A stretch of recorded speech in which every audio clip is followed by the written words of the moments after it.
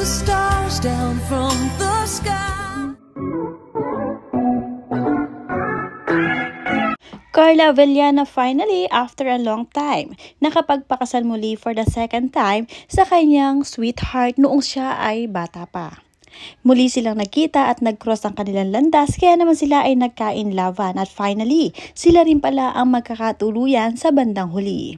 Despite sa lahat ng pinagdaanan ni Carla Avellana sa unang kasalan niya, ngayon nga ay nakamove on na siya at looking forward kasama ang kanyang asawa.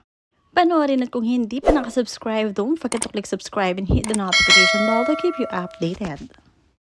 Ngayon nga ay eksaktong 39 years old na itong si Carla Avellana, habang ang kanyang asawa naman o napangasawang si Dr. Reginald Santos ay 39 years old din. Dr. Santos was Avellana's first love and first boyfriend during their high school years. Ultimately, their paths led them back to each other and they have now become husband and wife. Masayang-masaya nga si Carla Avellana na natagpuan muli niya ang kanyang first love na si Dr. Santos. At eto nga, ikinasala nga itong si Carla at napakaganda, napakasimple lamang din ng kanyang gown. Kami nga ang nagko-congratulate sa mag-asawa sa bagong kasal dahil finally nga ay nakatagpo na rin ito si Carla. Mula naman kay Tess and Go, congrats on finding your way back to each other and starting this new chapter. Best wishes for a lifetime of love and happiness. At mula naman kay Thea Saldo, best wishes, Carla, and congratulations to Dr. Reginald. I hope you found the right partner forever, Miss Carla. With respect in full of love and joy, good luck. At mula naman kay Mercy, Destiny, now I understand why God allows pain in our life. We may not understand the process along the way. God works in mysterious ways behind the scene. No one can fathom His greatness. There is second glory indeed. Yun nga ay matatawag ng Mrs. Santos si Carla Avellana. Mula kay Pat Ogang, first love never dies. Carla's soulmate and your first love. Till death do you part. Happy for you both, especially to you, Miss Carla Avellana Santos. You deserved it. After the rain, there's always sunshine. Congratulations and best wishes to you both, Dr. and Mrs. Santos. Mula naman kay Maureen Cabrera, so happy for her. She deserves the best man as a spouse. Mas guwapo pa ito. And well-educated, smart, seems like highly decent man. And I hope he is a man of integrity, is the best partner in life. Gorgeous bride and handsome groom look alike. Mula naman kay Charm Aguilar, grabe sa tagal ng panahon, nag-asawa na si Carla. Pero yung doktor single pa rin until hiwalay sila Carla at pinagtagpo silang uli. Destiny nga naman talagang sumang-ayon sa kanila. Congratulations and best wishes. God bless you. A lifetime of marriage. Mula naman kay May Ethan, congratulations po Miss Avellana. May your future be filled with abundant happiness and peace you deserve. Ang ganda mo po. At mula naman kay Alice Co, best wishes. It's my dream that I marry my first love and last love. Just one right guy. Happy to see such rare couple like you two po. I'm an avid fan of couples who are first love and last love.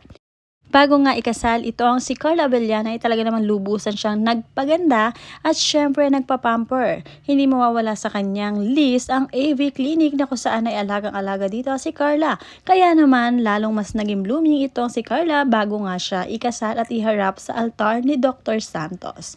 Ito nga ang moment na siya ay nagpapamper bago ang kasalan, ang kanyang big day. May isang netizens naman na nag-comment ng pagkahaba-haba para kay Carla Avellana. Ang sabi niya dito mula kay Maria Ortega. Sabi niya, I don't see myself getting married again. Grabe, after everything she went through in her marriage with Tom. Nawala na talagang paniniwala niya sa marriage, kahit sino naman kasi talaga. The pain, fear, and trauma she experienced made it hard for her to trust again.